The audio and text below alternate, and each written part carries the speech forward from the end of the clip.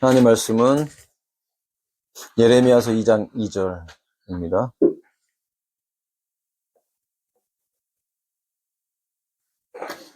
네, 악보에 있으시죠?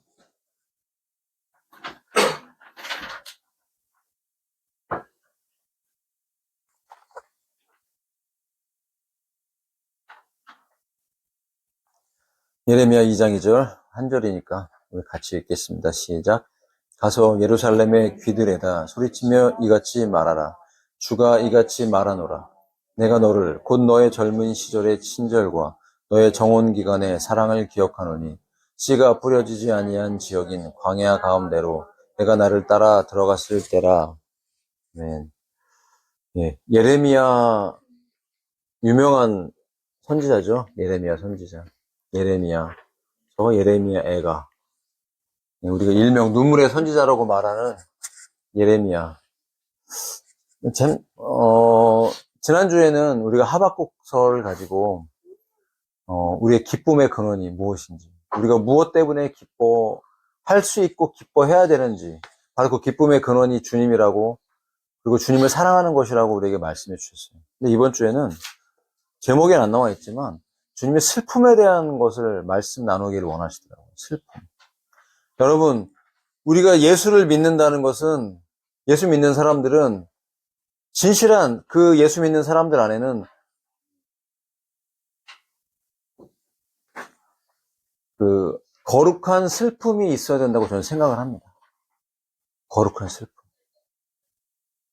세상이 악해져가고 사고가 일어나고 구원받지도 못한 영혼들이 죽어가는 그런 상황들을 보면서도 만약 내 안에 어떠한 너무 그런 게 익숙해져서 내 안에 어떠한 정서적으로 하나님 앞에 슬픔이 없고 눈물의 기도가 나오지 않는다면 우리의 영혼을 한번 점검해 봐야 됩니다. 여러분, 마지막 때에 살고 있어요, 우리는.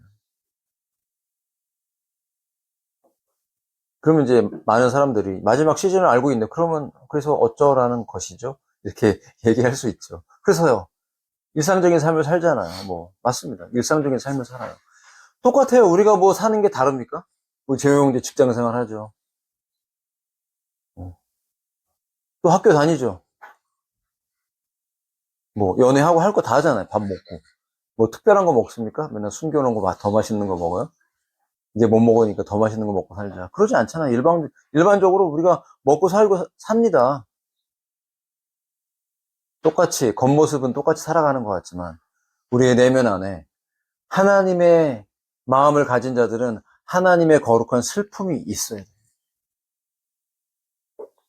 그리고 무엇보다도 오늘 본문에 말씀하시는 것처럼, 왜 예레미야를 통해서 이 유다의 마지막 선지자. 여러분, 이스라엘이 원래는 12지파였죠. 10지파와 2지파로 갈라졌습니다. 예, 솔로몬이 진짜 속된 말로 뻘짓을 하는 바람에 우상 숭배를 하고 바알 숭배를 하고 온갖 애굽의 그 우상을 다 갖고 들어와서 심지어 여러분 솔로몬도 인신제사까지 했어요. 예? 말이 안 되는 추악한 죄를 저질렀어요. 하나님 그냥 죽이시지 않은 것만 해도 진짜 엄청난 하나님. 여러분, 우리는 구약을 읽을 때 하나님이 이렇게 믿지 않는 분들이 오해하는 게 뭐냐면은 하나님 너무 잔인하신 분이 아니냐 이렇게 얘기를 하죠. 구약에. 예. 근데요, 하나님이 뭐라고 그러시냐면요. 왜 4대 만에 400년 만에 이스라엘 백성들을 애굽에서 가나안 땅으로 집어넣냐면, 왜 광야로 넣어서 가나안 땅으로 넣기를 원하냐면, 아모리 사람들의 죄악이 아주 관영하지 않았다는. 죄악이 없었던 게 아니에요. 엄청난, 드러내기도 힘든 그런 엄청난 우상 숭배와 잔인함과 더러움들이 가득한 땅이었어요. 그런데 하나님은요, 어디까지 참아요? 400년 동안 참아요. 여러분, 저는요, 목회자들이 정말 설교를 정말 더 잘해야 된다고 생각해요. 저는 그런 걸 생각하면 제가 부끄럽긴 하지만, 왜 구약시대에 있던 그 하나님도 신약시대에 똑같은 하나님이라는 거를 알려줘야 됩니다. 다른 하나님이 아니에요. 같은 하나님이에요. 얼마나 하나님께서 영혼들의 죄악을 참고 기다리는 하나님인지 알아야 돼요. 여러분, 하나님에 대한 오해를 푸시기를 축복합니다. 내가 좀 안 풀리는 것 같고, 기도가 응답되지 않는 것 같고, 나는 왜 이렇게 잘 안 되지? 별일 없는 것 같지? 이런 상황에서 우리는 그런 의심하기가 쉽죠. 날 버리셨나? 나한테 무관심하신 것 같지? 왜 기도가 예전같이 응답되지 않는 것 같지? 그렇지 않습니다. 여전히 주님은 불꽃 같은 눈으로 저와 여러분을 지켜보고 계십니다. 문제는 뭐냐면 내가 이전처럼 정말 주님을 사랑하냐는, 하나님의 사랑은 변함이 없는데 내가 이전처럼 그렇게 주님을 처음 알았을 때처럼 내가 그렇게 주님을 사랑하냐고. 오히려 주님께서 우리에게 관계의 회복을 명하시기 때문에 때로는 눈물을 흘리면서 잠잠히 침묵하시면서 우리의 곁을 지키고 계신다는 것입니다. 우리는 못 느끼니까 하나님 날 사랑하냐고. 때로는 불평도 하고 원망도 하는 마음도 같지만 여러분, 계시가 열리면요, 주님이 내 안에 계시고 나와 얼마나 나를 사랑하시는지 깨달아지면 얼마나 내가 그렇게 부끄럽고, 문제는 나였다는 것을 알게 되면서 우리가 회개하면서 기도하게 되는 것입니다. 이럴 때 애통하는 거죠. 애통. 왜 내가 이전처럼 주님과 동행하지 못하는가? 내가 왜 이전처럼 주님을 그렇게 뜨겁게 사랑하지 못하는가? 처음처럼. 문제는 나한테 있는 것이지 변함없으신 하나님께 있는 것이 아니라고 성경은 오늘 우리에게 말씀하고 있는 것입니다. 왜 유다가 예레미야를 통해서 마지막으로 경고합니까? 그 왕들이 계속해서 바뀌고 하나님께 순종하면 보호해 주셨다가 불순종하면 또 치셨다가, 우리가 지난주 하박국서를 잠깐 나눴지만 갈대아 사람들, 그게 바로 바벨론이에요. 바벨론. 그 전에는 아수르, 아시리아, 그 전에는 애굽. 애굽부터 시작하죠. 이 제국이 원래는 애굽부터 시작하지 않습니까? 애굽, 아시리아, 바벨론, 메대와 바사라고 성경에 번역했는데 그렇게 번역하면 원래 안 됩니다. 페르시아. 어떤 목사님이 그러시더라고요. 번역을 이렇게 해놓으니까 이게 역사 속에 실제로 있는 사건들이었는데 사람들이 거기서 의심하게 되는 계기가 된다는 거죠. 바사가 뭡니까? 페르시아죠. 메디아 왕국, 페르시아 왕국, 헬라, 그다음 로마, 그리고 마지막으로 있을 적그리스도의 로마 제국과 같은 그런 적그리스도가 통치하는 이제 마지막 제국이 등장하는, 마지막 한 일에 7년의 환란을 우리가 눈앞에 두고 있다는 것을 알고 있죠. 하나님이 아시리아를 통해서 10지파는 완전히 흩어져 버렸고, 이제 2지파, 유다, 베냐민 2지파가 남아서 명목을 유지하고 있었어요. 하나님이 그들에게 기회를 주셨어요. 다윗 때문에라도 오래 참아주신 것 같아요. 유다에도 악한 왕이 있었고, 유다에도 또 선한 왕이 있었고, 그렇지만 하나님께서는 다윗을 기억하셔서 자비를 베풀어 주셨던 것 같아요. 그런데 이제 그 유다에게 왜 너희가 심판을 받고 왜 너희가 환란을 통과하는지, 왜 이런 어려운 일들이 벌어지는지 예레미야를 통해서 하나님의 눈물의 호소가 이어집니다. 너희들의 그 문제가 뭔지 아니? 창조주인, 그리고 너희의 구속주인 나를 버렸다는 거야. 너희가 예전 같지 않다는 거야. 나를 사랑하는 게. 저는 사실 여러분에게 설교하는 게 아닙니다. 저 자신에게 이 말씀을 설교를 합니다. 끝없이 회복되기를 원하지만 어쩜 그렇게 처음 사람처럼 그렇게 주님을 사랑하는 것은 이렇게 어려울까? 왜 이렇게 쉽지 않을까? 그런 생각을 하게 됩니다. 그런데 주님은 이렇게 말씀하십니다. 가서 예루살렘의 귀들에다 소리치며 이같이 말하라. 주가 이같이 말하노라. 내가 너를 곧 너의 젊은 시절의 친절, 너의 정혼 기간의 사랑을 기억하노라. 바로 이스라엘. 애굽 땅에서 출애굽해서 수백만 명이 돼서 가나안 땅에 들어가기 위해서 나왔죠. 그리고 율법을 받았어요. 물론 애굽 땅에서 나올 때 그들이 그냥 빈손으로 나오진 않았어요. 너무나 고난을 많이 받았기 때문에 금붙이, 은붙이, 좋은 옷들 가지고 나왔어요. 그건 두 번째로 제껴놓고. 정말 그렇지만 하나님께서 그들에게 주기를 원하셨던 건 무엇이냐면 하나님의 말씀을 주기를 원하셨던 거죠. 영적인 걸 주기를 원하셨던 거죠. 그리고 영적인 건 율법을 주고 하나님의 백성들에게 맞는 십계명을 주고 하나님의 도덕과 윤리가 뭔지를 알려주시고 그 다음에 그들을 훈련시켜서 가나안 땅에 입성해서 제사장 국가를 세우기를 원하셨던 거예요. 이것이 정말 다윗의 왕국을 세우고 나중에 다시 오셔서 통치하실 하나님의 아들의 그 나라의 표본적인 모습으로 이스라엘을 그렇게 세우기를 원하셨던 거예요. 제사장 국가죠. 영적으로 통치하는 나라예요.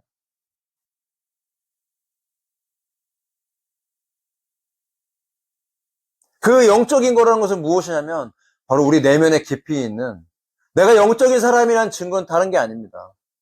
여러분 사랑이 나오는 사람이에요.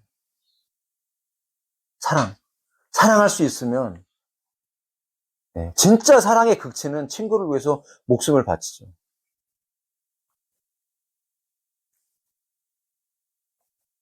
아이들이 어떤 사극 드라마를 보는데 통곡을 하더라고요. 보면 딸 둘이 보면서 막 대성통곡을 해요. 제가 보면서 저건 픽션인데 전 티인가 봐요. 픽션인데 이러면서 저걸 보면서 저는 항상 뭐 드라마나 영화나 뭘 보면 항상 예수님을 생각을 해요. 음악을 들어도 예수님을 생각해요. 막 요새 뽕짝 많이 나오잖아요. TV 틀면 뭐 진짜 트로트의 전성시대. 예.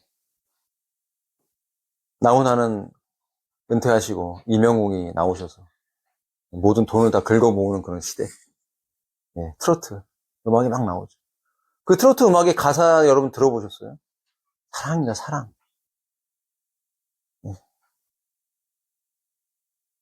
사랑 얘기해요. 사랑. 다 사랑을 얘기해요. 사랑 노래. 근데 오늘 제가 이제 드라마 얘기를 하다 말았는데 드라마에서 상궁이 누구를 독살하려고 했는데 상궁이 독살하는 게 아니죠. 다른 사람이 독살하려고 했는데 이거를 살리기 위해서 이제 자기가 그 죄를 뒤집어 쓴 거예요. 근데 이제 죽을 뻔한 사람이 누구냐면 이제 아이유로 나오는 이제 친구인데 옆에서 그 나이 많은 상궁이 그것을 뒤집어 쓰고 목매달려 죽는 그 장면에서 정말 대성통곡을 하더라고. 제가 막 보면서 야 저런 픽션을 보면서 저렇게 그 감정이 이입돼서 울 수 있구나. 저는 옆에서 이제 목사니까 야 정말 예수님 생각하면 저렇게 울어보면 진짜 좋겠다. 물론 그러면서 이제 정죄하는 게 아닙니다. 오해하지 마세요. 그랬으면 좋겠다는 거죠.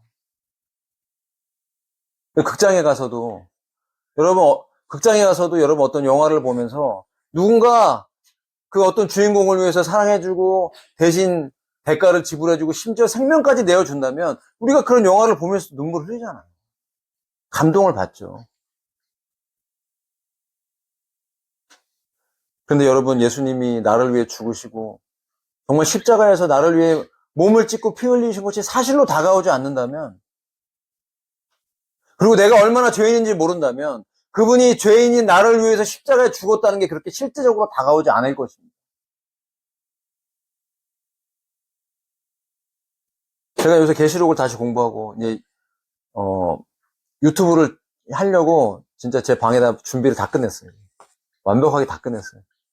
그리고 이제 원고 준비하고 있어요. 이제 감기도 다 났기 때문에 녹음해도 돼요. 그래서 이제 이번 주 말쯤 한 목요일이나 금요일 아니면 토요일쯤에는 유튜브에 하나씩 이제 일주일에 최소한 한 개 정도씩은 올릴 계획으로 이제 시범적으로 이제 제가 앵무새들 이렇게 찍은 것도 올려봤는데 하루 만에 조회수 한 600명 정도 나오더라고요. 와, 이거 괜찮다. 재밌다. 그래갖고 좀 더 이제 재밌게 이제 썸네일도 붙이고 이렇게 하면은 재밌을 것 같은 거예요. 그러니까 동기부여가 되더라고요. 재미가 있을 거예요. 재미 때문에 하는 건 아닌데 뭔가 기대가 되고, 아, 하나님이 사용하실 것 같다는 그런 마음이 드는 거예요. 그래서 이제 하려고 합니다. 그래서 요한계시록을 공부하다가 이제 서머나 이 일곱 교회에 있는 그 서머나 교회 시대, 특히 그 일곱 교회 이제 계시록에 나오는 2장과 3장에 나오는 그 일곱 교회 중에 서머나 교회라고 기억나시죠? 그 서머나 교회는 AD 170년에서 314년 정도를 추정을 합니다. 물론 그렇게 안 보는 학자들도 있지만 그렇게 봅니다. 근데 그 시절에 관련된 그 내용을 보니까 어떤 일들이 있었냐면 거의 10번에 거쳐서 뭐 예를 들면 이제 거기 서머나 교회에 대해서는 네가 10일 동안 환란을 받으리라 그런 말씀이 있죠. 근데 이제 그렇게 해석하는 학자들이 있더라고요. 10번 정도의 황제의 핍박이 있었더라고요. 그것이 또 그거라고 말할 수는 없지만 그렇게 해석을 하는 사람들이 있으니까 설명을 드리는 건데 진짜 어마어마한 핍박이 있었어요. 그리고 나서 그 서머나 시대가 지나면서 이제 콘스탄틴 대제를 통해서 이제 기독교가 국교가 되죠. 문제는 이제 그때 생겼죠. 국교가 되면서 어떤 문제가 생겼냐면, 예, 이방 종교가 섞이면서 완전히 뭐 그때 이제 부활절이라든지 크리스마스라든지 등등 이런 것들이 막 만들어지면서 섞인 거야. 예. 그리고 제사장에 대해 높이 보고. 지금도 이제 저도 이제 여러분 저는 교단 탈퇴를 했잖아요, 사실. 어디서 이제 비빌 데도 없어요, 솔직히. 예. 근데 그것이 저에게 중요하지 않다는 걸 제가 알기 때문에 목사 가운이 저에게 중요하지 않습니다. 이제는 목회자들이 가운을 입고 나와서 뭔가 집도를 하거나 설교하는 것만 봐도 저는 되게 부정적인 마음이 들어요. 왜냐면 그것이 어디서 왔냐면 로마 캐톨릭으로부터 온 거예요. 이방 종교의 제사장들이 입었던 그 옷들로부터 온 거기 때문에 여러분 이제는 목사 가운을 찢어야 됩니다. 진짜. 우리가 하나님께로부터 오지 않은 것들을 제거할 수 있어야 됩니다. 정말 철저하게 회개하면서 본질로 돌아가서 하나님이 원하시는 그 본질,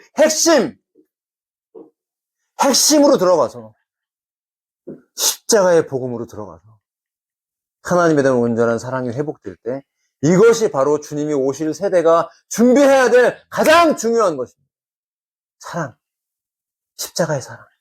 근데 그 서머나 교회에 대한 제가 그 시대에 대한 것들을 보면서 어떤 학자는 뭐라고 얘기하냐면 500만 명이 그 당시에 순교했다라는 거예요. 그 기간 동안에 500만 명이 순교했대요. 500만 명이 고문당하고 순교당하고 심지어 어린 아이들까지 사자의 먹이로 십자가에 달려서 화형당하고 거꾸로 매달리고. 폴리캅은 잘 아시죠? 폴리캅을 회유하기 위해서 로마 황제 그쪽에서 굉장히 노력을 많이 했다고 합니다. 왜냐하면 그가 돌이키면 이 예수교 신앙을 버릴 사람들이 많을 것이라고 생각했기 때문에 그를 회유하려고 했어요. 근데 폴리갑이 유명한 말을 했죠. 내가 내 평생 단 한 번도 그리스도께서 나를 섭섭하게 한 적이 없는데 내가 어찌 그분을 배반하겠는가 하면서 십자가에 매달려서 화형당했죠. 그리고 그를 묶으려고 했어요. 왜냐면 너무나 뜨거우니까 몸부림을 치잖아요. 묶으려고 했어요. 묶지 말라요. 주님이 나를 이 화형의 자리에서도 보호하지 않을 줄 너희가 아느냐? 두렵지 않다라는 거예요. 여러분 그 믿음이 어디서 나오겠습니까? 그럼 불과 같은 믿음과 사랑이 도대체 어디서 나오는 겁니까? 초대교회 성도들의 그 사랑이. 오늘 우리가 믿고 있는 이 믿음이 우리에게까지 오기까지 여러분 그 초대교회 때 500만 명이 순교를 당했다는 거죠. 그런 너무나 엄청난 고난이 중세 암흑의 시대에 얼마나 많은 사람들이 순교를 당했습니까? 제세례파, 유아 세례는 성경적이지 않다라는 것입니다. 그래서 성인이 됐을 때 다시 그의 믿음을 받아들여서 입교가 아니라 세례를 받은 사람들, 믿음의 결단 때문에 주님을 사랑하는 것 때문에 그렇게 했는데 칼빈도 죽였잖아요. 셀 수도 없어요. 그 숫자가. 그런 고난과 역경을 통해서 기독교가 지금까지 사실 온 거죠. 지금도 북한에 그런 일이 있고 아프리카에도 그런 일이 있고 세계 곳곳에 고난과 핍박이 있어요. 저는 참 그런 생각이 들어요. 제가 그 티벳에 가서 선교 여행을 갔을 때 티벳에 기독교인이 200명이라는 얘기를 듣고 정말 충격을 받았습니다. 제가 그때 인터콥 관련된 분들하고 따라서 갔거든요. 정말 인터콥에 있던 분들은 진짜 용사가 맞긴 맞더라고요. 진짜 강력합니다. 저는 첫날 이 고산지대를 가니까요. 4,000m로 올라갔더니 숨이 안 쉬어져요. 그래서 산소통을 들고 다니면서 이렇게 하면서 이제 다녔어요. 머리가 막 두통이 있고 하니까 구토가 나고 정말 얼마나 더러운지. 공용 화장실 들어가 보면 그냥 바로 들어가자마자 복도에 그냥 그분들이 질비하게 착착착 깔려 있어요. 지뢰처럼. 더러워서 들어가지도 못하겠어요. 춥고 더럽고 온 천지가 우상으로 뒤덮인 그 땅. 우리가 그때 세 팀으로 나눠서 전도를 갔는데 한 팀에 3명을 영접을 시킨 거예요. 진짜 여러분 200명이 전체가 교인인데 3명을 영접시켰다고 하니까 정말 여러분 뿌듯하잖아요. 그죠? 그것도 주님의 은혜죠. 자랑할 수 없죠. 지금 그들이 무엇을 하는지 알 수는 없지만 그들의 마음속에 분명하게 예수 그리스도를 영접하도록 복음을 전하고 했던 기억이 납니다. 근데 그런 생각이 들었어요. 나는 왜 이 땅에 태어났지? 나는 왜 이 땅에 이렇게 교회가 부흥된 이 땅에 태어나서 어머니의 기도로 아무것도 몰랐는데 나는 술, 담배하고 말썽 피고 맨날 싸움질하고 그리고 돌아다녔는데 어떻게 주님을 알게 돼서 구원받아갖고 교회 간 첫날 내 머리를 터치하시는 사랑의 손을 경험하고 뒤집어져갖고 내 인생이 여기까지 왔지? 기도하게 되고 초자연적인 세계를 경험하게 되고 하나님의 음성을 듣고 그 사랑을 경험하면서 정말 눈물을 펑펑 쏟으면서 살았습니다. 내가 뭐길래 나 같은 게 뭔데 이렇게 주님을 알게 됐지? 정말 충격적인 사실 은혜입니다. 여러분 이 자리에 앉아서 여러분이 복음을 듣고 있는 것 자체가 엄청난 복이에요. 마음껏 찬양해도 누가 여러분 잡아가지 않잖아요. 북한에서 그렇게 합니까? 우리는 하나님의 은혜를 잘 실감하지 못할 때가 많습니다. 어떤 게 부족하고 어떤 기도 응답이 안 되고 어떤 게 좀 모자라 그러면 사실 솔직히 말해서 여러분 불평 불만 올라오지 않아요? 올라오잖아요. 본질적으로 그냥 자동으로. 그런데 초대교회 성도들하고 비교를 해보세요. 그들은 자기의 목숨을 뺏어가는 그 자리에서도 주님을 찬양하면서 기쁘게 내 자녀들 끌어안고 여러분 사자의 먹이로 불어 뜯기는 그 자리에서도 주님 부인하지 말라고 외치면서 자녀들의 이름을 불러가면서 그들의 생명을 잃어버리면서 순교하는 그런 놀라운 믿음이 있었다는 거예요. 그들은 시험을 받았어요. 열흘 동안. 불과 같은 믿음을 통과했어요. 만약에 다시 한번 이 마지막 때 그런 대환란의 시대가 우리가 대환란에 남겨져서 만약 그 환란을 통과한다면 여러분 그런 고난이 다가오면 여러분 우리는 그 고난과 환란 속에서 당당하게 우리 믿음을 지키고 불평불만하지 않고 감사하면서 내 생명이 여기 있습니다 하고 올려드릴 자신 있으십니까? 믿음은 실제인 것입니다. 여러분 우리가 얼마나 감사하고 우리가 얼마나 하나님의 놀라운 은혜 가운데 살고 있는지를 깨닫고 주님이 이렇게 우리에게 대환란에 들어가지 않도록 기회를 주시고 우리에게 믿음을 갖고 주님을 사랑하라고 말씀하셨을 때 이 말씀처럼 우리가 그런 사랑을 빨리 회복해서 하나님이 우리를 기억하셨을 때 내가 너로 인해 너무 행복하다 하면서 성령 충만한 사람이 돼서 이 마지막 때 에녹처럼 주님의 손 붙잡고 걸어가고 일어나고 달려가기를 원하신다라는 것입니다. 하나님이 원하시는 그런 뜨거운 믿음 가운데 우리가 들어가기를 하나님 우리에게 원하신다라는 것이에요. 세상이 난리가 나고 있는데 헬기랑 비행기랑 부딪혀갖고 여러분 그 블랙호크라는 헬기는요 여러분 원격으로 조정이 가능한 헬기입니다. 그건 해킹 가능성이 있어요. 그 헬기가 그 움직였던 그 비행 루트를 보니까요 계속 비행기하고 받으려고 비행기를 쫓아다녔더라고요, 보니까. 그 헬기를 원래 도착해서 훈련 중이었는데 도착해야 될 그 자리에 그 번호가 여러분 33이에요, 33. 내려야 될 뭐라 그러죠? 활주로. 번호가 33이에요, 33. 너무 저는 그런 악한 세력들이 대놓고, 예. 6시 6분에, 뭐 들었다 하는 기억이 안 나. 아무튼 666이라는 숫자가 나오더라고요. 그 비행기 사고 때도, 미국에서. 6시 6분을 계속 얘기를 하는 거. 보통 뭐 6시 초반, 뭐 6시쯤, 이렇게 할 수도 있잖아요. 정확하게 6시 6분에. 666이 그냥 계속 방송에 등장을 하는 거예요. 여러분, 이것은 사인입니다. 분명한. 666 짐승의 시대가 다가오고 있다는 분명한 사인입니다. 내가 안 죽었으니까 나는 괜찮잖아. 나는 여기서 지금 조용히 살고 있잖아. 일본에서도요, 지금 후지산 터진다는 얘기가 계속 나오더라고요. 일본에 대지진 전조가 있다. 제가 7점 몇의 대지진 그 영상을 봤는데 진짜 무섭더라고요. 7점 몇만 돼도 진짜 끔찍하더라고요. 예? 해리미가 여기서 순간이동을 해, 이쪽으로. 이만큼. 쫙 갈라지고, 다 더 엎어지고, 정말 무서워요.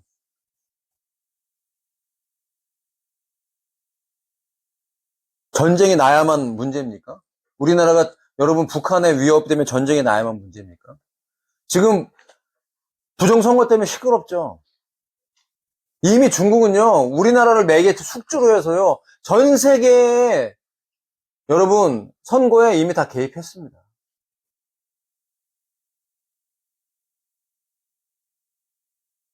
그 기계를 우리나라가 만들었고요. 개표 기계를. 예. 그 해킹하는 거 어려운 일 아닙니다. 러시아는 전쟁을 일으켜서 우크라이나 전쟁을 실제로 일으켜서 많은 피해를 보고 하죠. 그러나 중국은 요새 누가 그렇게 전쟁해? 예, 하이브리드 전쟁이에요, 지금은. 하이브리드.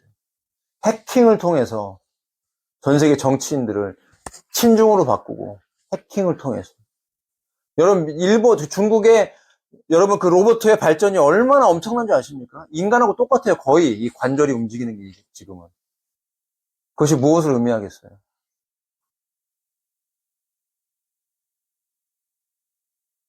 점점점 대량 생산이 되면 인간의 집으로 이제 설거지해주고 청소해주는 로봇가 들어오기 시작합니다. 2, 3천만 원대. 예, 인간의 직업이 없어지기 시작합니다, 여러분. 결국 그 AI 시대, 로봇이 만들어진 사이보그 시대는요, 결국 인간을 통제하는 시대라는 거예요. 편리합니까? 편리 좋을 것 같아요? 한국 사람들은 앞다투어 하겠죠. 테슬라 차들 좋아하고 하니까. 앞다투어서 그런 시스템들을 도입하겠죠. 점점 우리가 직업을 잃어가고. 살기 좋은 시대가 아닙니다. 막연히. 그렇지만 밥 먹고 살고 맛집도 돌아다니고 내가 필요한 것도 인터넷으로 쿠팡으로 사니까 나는 아직 별 문제 없잖아라고 하면서 전 세계적으로 이렇게 마지막 시대가 다가오고 짐승의 시대가 도래하는 거에 대해서 우리는 피부로 못 느낄 수도 있어요. 그러나 주님은 오늘 우리에게 분명히 말씀하십니다. 주님이 곧 오신다고. 준비하라고. 깨어있으라고 말씀하시면서 우리에게 사랑을 요구하십니다. 여러분, 평생 죽기 전에 사람을 사랑하는 것도 여러분 가치가 있죠. 당연히. 그렇지만 하나님을 그렇게 불같이 사랑하는 존재가 된다면, 사랑에 빠진 존재가 된다면 우리가 그 어떠한 고난과 환난도 두려워할 필요가 없는 사람이 되는 것입니다.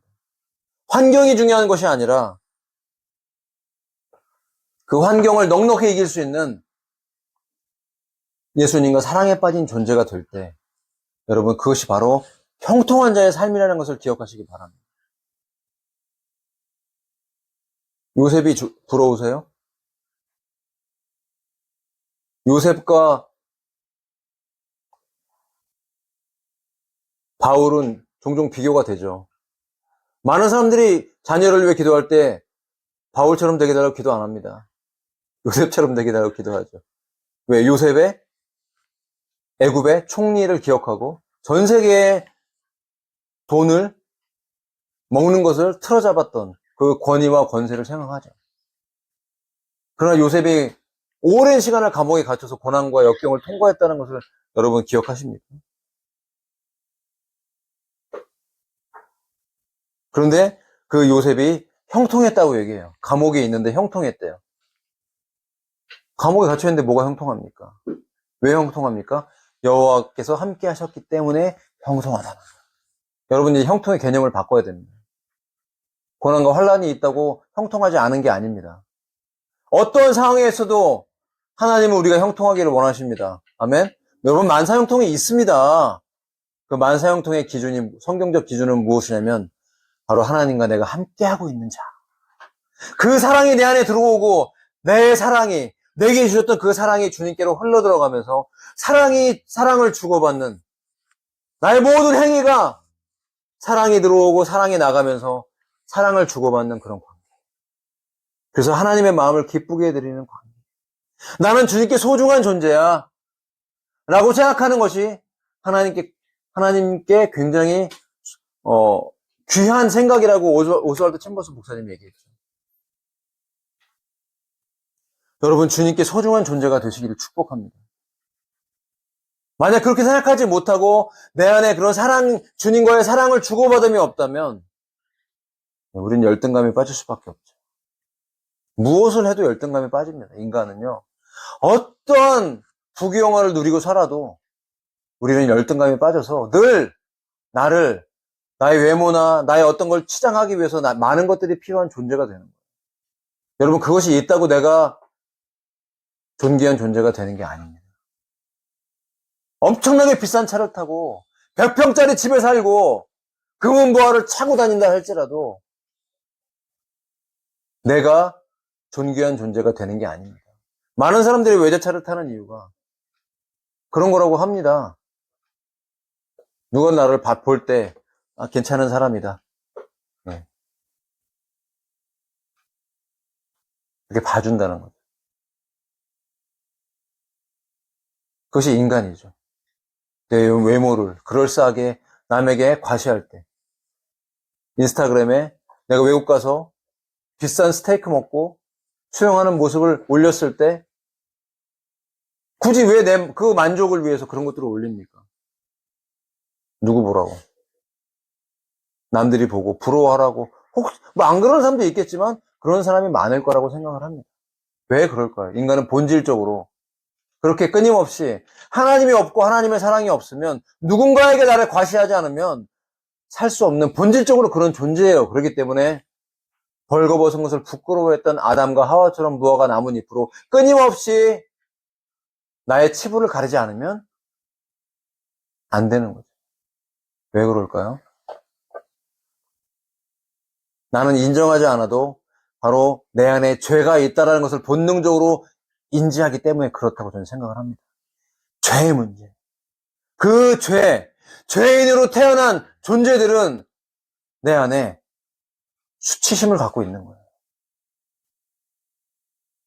그래서 나의 외모를 그럴싸하게 보임으로 인하여서 나의 수치심을 가리려고 하고, 그리고 내 명상을 하고 내가 뭔가 선을 행하고 내 힘으로 노력해서 내가 선한 사람이라고 인정받으려고 하는 그런 상대적 선, 절대로 구원받을 수 없는 상대적인 선을 갖고 있는 거예요. 그건 절대적 선은 아닙니다. 절대적 선은 구원받을 수 있는 선인데 그 선은 바로 예수 그리스도의 십자가를 통해 우리에게 주어진 의로움입니다. 그 선함은 바로 하나님의 선함이죠. 인간이 원래 갖고 있던 타락한 본성으로 갖고 있는 그런 선함 정도 갖고는 사회를 유지시키는 그런 정도지 절대로 구원에 이르러서 천국에 갈 수 있는 그런 선은 아닌 것입니다. 그렇기 때문에 본질적으로 우리는 죄성이 있고 그 죄성 때문에 나의 수치를 가리려고 하는 그런 인간의 연약함으로 사람들 앞에 나를 포장하는 마스크를 쓰고 실제로 속으로는 울고 있으면서 웃고 행복해 보이게 하는 그러한 모습을 가지고 사람들에게 드러나는 경우가 참 많다라는 거예요. 그것이 미디어를 통해서 많은 사람들에게 SNS를 통해서 그렇게 공유되는 것이죠. 그러나 우리의 본질적으로 우리가 회복해야 될 것은 바로 주님과의 사랑의 관계입니다. 여러분, 주님을 사랑하십니까? 만약 내가 주님을 사랑하지 못한다면 여러분은 주님을 사랑할 수 있는, 주님께로부터 먼저 사랑을 받아야 내가 사랑할 수 있다는 것을 인정하시기 바랍니다. 그 첫 번째는 바로 나를 위해 죽으신, 십자가에서 죽으신 예수님의 구속의 은혜를 믿음으로 내 안에 받아들이는 것으로부터 시작되는 것입니다. 체험은 그 다음이죠. 먼저는 믿음으로 그것을 내가 동의하고 내가 내 안에 받아들일 때 이제 성령께서, 하나님의 영이 초자연적인 역사를 통해 내 안에 들어오시고 나의 영혼이 거듭나면서 하나님의 자녀가 되면서 하늘의 문이 열리고 하나님과, 몰랐던 그 하나님과 교통이 이루어진다는 것입니다.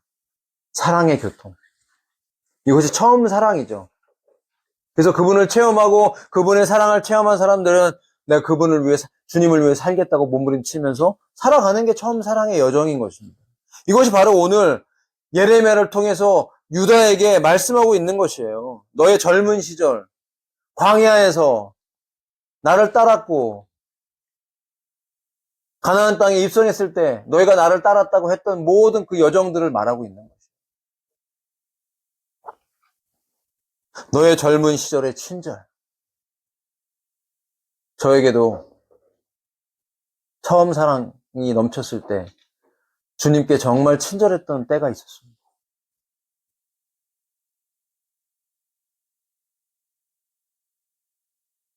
그래서 이제 여기 결혼하신 분도 계시지만 사실은 미혼일 때가 뜨겁게 주님을 사랑하기가 제일 좋아요. 그때가 원래 제일 뜨겁습니다.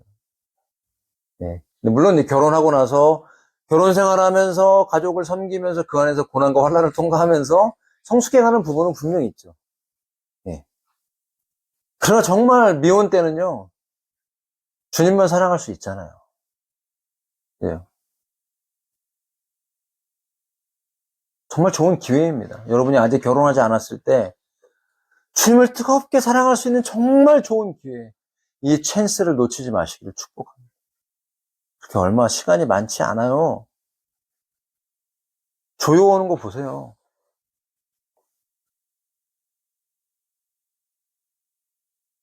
666 시대가 도래했다는 것을 우리에게 간접적으로 계속해서 알려주고 있는 것을 보세요. 트럼프가 되고 나면 미국이 더 위대해질 것 같이 보이죠. 그런데 막 큰 사고들이, 비행기 사고가 막 연달아 일어나면서, 네?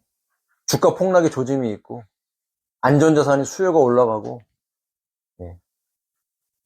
기타 등등등 앞으로 더 혼란스러운 일들이 벌어질 거라고 저는 확신합니다. 그 여파가 대한민국에도 분명히 미칠 거예요. 대한민국은 지금 이 난리를 보세요. 난리의 법석을 보세요. 도대체 이 결과가 어떻게 될지, 탄핵이 될지 안 될지, 탄핵이 돼도 문제고 안 돼도 문제고,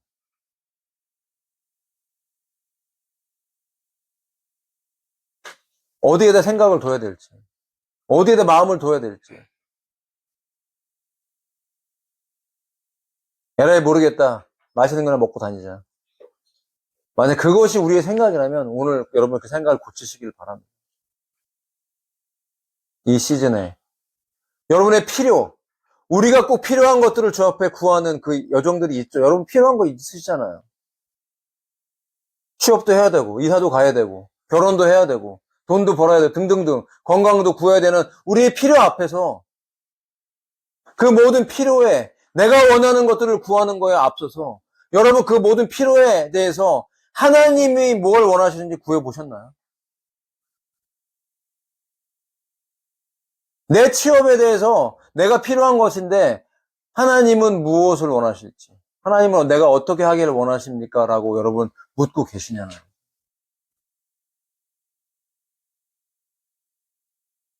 그렇게 묻고 계신 줄 저는 믿습니다. 여러분 그 기도에 더 마음을 모아서 주 앞에 구하십시오. 하나님 뭘 원하세요? 하나님이 원하시는 이사는 뭡니까? 지역은 어디이고 어느 정도 규모이고 어떤 금액이고를 기도하세요. 여러분, 주님이 우리의 모든 삶을 주님이 계획하셔서 인도하시는 분이십니다. 하나님의 계획이 있습니다. 내 직업에 대해서 막막한데요? 이제 어떻게 움직여야 되지? 제가 집중 여러분을 위해 기도하겠습니다. 여러분의 직업과 여러분의 재정을 위해서 기도하겠습니다. 여러분, 재물 얻을 능도 하나님께로부터 오는 것입니다. 재물 얻을 능을 달라고 기도하세요. 왜라는 단서가 달려야겠지, 왜. 왜 이만큼 더 벌어야 되겠니? 라고 하면 기도하세요, 주님과. 주님을 위해서 전 이 정도 필요합니다. 구하십시오. 그리고 주의 인도하심을 구하고 주님을 신뢰하면서 기도로서 그 여정들을 나아갈 때 하나님의 준비하신 것들이 하나씩 드러날 것입니다. 우리의 모든 삶을 하나님과의 사랑에 포커싱을 맞추시고 내 안에 사랑의 온도를 점검하십시오. 여러분. 그리고 주님과의 사랑에 불타서 주님을 갈망하면서 만약 내 안에 잃어버려진 그 사랑의 여정이 있다면 여러분 오늘 이 본문에 나온 것처럼 하나님의 이 마음들이 부어져서 여러분 우리 안에 내가 이전처럼 주님을 사랑하지 못하는 거에 대해서 애통하는 마음으로 눈물을 흘리기를 저는 원합니다. 저에게 원합니다. 그런 기도를 하고 있습니다. 눈물을 주세요. 주님. 저에게 회개의 눈물을 주시고 이전보다 더욱 주님을 사랑하는 마음을 가지고 삶을 살아갈 수 있도록 제가 뭘 위해서 유튜브를 하겠어요? 솔직히 귀찮은데 편집해야 되는데 다시 만지고 있고 녹음하고 있고 뭔가 이렇게 하고 있어요. 기대도 되고 재미있고 뭔가 이렇게 준비들을 하고 있는데 주님을 위해서 이 영상을 볼 사람들이 이 마지막 때 어떤 마음을 가지고 깨달아서 잘못된 뜻을 돌이킬 수 있을까? 어떻게 하면 주의 오심을 준비하게 할 수 있을까? 예수님과의 사랑을 회복하게 할 수 있을까? 신앙생활을 정말 뜨겁게 제대로 할 수 있을까? 기본질을 버리고 본질로 돌아가서 할 수 있을까? 이런 부분에 복음, 십자가의 복음을 어떻게 하면 더 사람들이 깊이 알게 할 수 있을까? 이거를 포커싱을 맞춰서 말씀을 전해야 되겠다. 주의 오심을 준비해야 되겠다. 이런 기대로 하고 있습니다. 기도가 필요합니다. 여러분들 기억나실 때 꼭 기도를 부탁드립니다. 저도 여러분들을 위해서 중보하겠습니다. 여러분 서로서로 위해서 기도하고 서로서로를 위해서 중보하면서 하나님이 우리에게 원하시는 것들, 하나님이 우리에게 요구하시는 그 사랑, 내 그 마음의 뜨거움들. 만약 여러분이 아직 경험이 없다면 구해야죠. 사랑을 부어달라고. 주님과 눈을 맞추게 해달라고. 그럴 때 우리의 모든 삶이 사랑으로 충만해서 결코 실족하지 않고 주님 오심으로 인하여서 오히려 그것이 우리에게 큰 기쁨이 되는 축복의 여정이 될 것을 확신합니다. 사랑을 회복하시기를 축복합니다. 사랑을 회복하게 해달라고. 그러므로 내가 지금 사랑을 잃어버렸다면, 사랑이 예전 같지 않다면 정말 부끄러워하면서 회개하는 눈물을 달라고. 우리가 그렇게 기도할 때 하나님께서 그 기도를 기쁘게 받으셔서 우리의 마음을 뜨겁게 회복시켜 주시고 또한 우리에게 필요한 필요 또한 문제조차도 눈 녹듯 주님께서 사라지게 하실 줄로 믿습니다. 우선순위를 가지고 하나님과의 깊은 관계를 가지고 주의 음성을 들으면서 한 걸음 한 걸음 걸어나가는 믿음의 여정이 되시기를 예수님의 이름으로 축복합니다. 우리가 함께 기도해야 되겠습니다.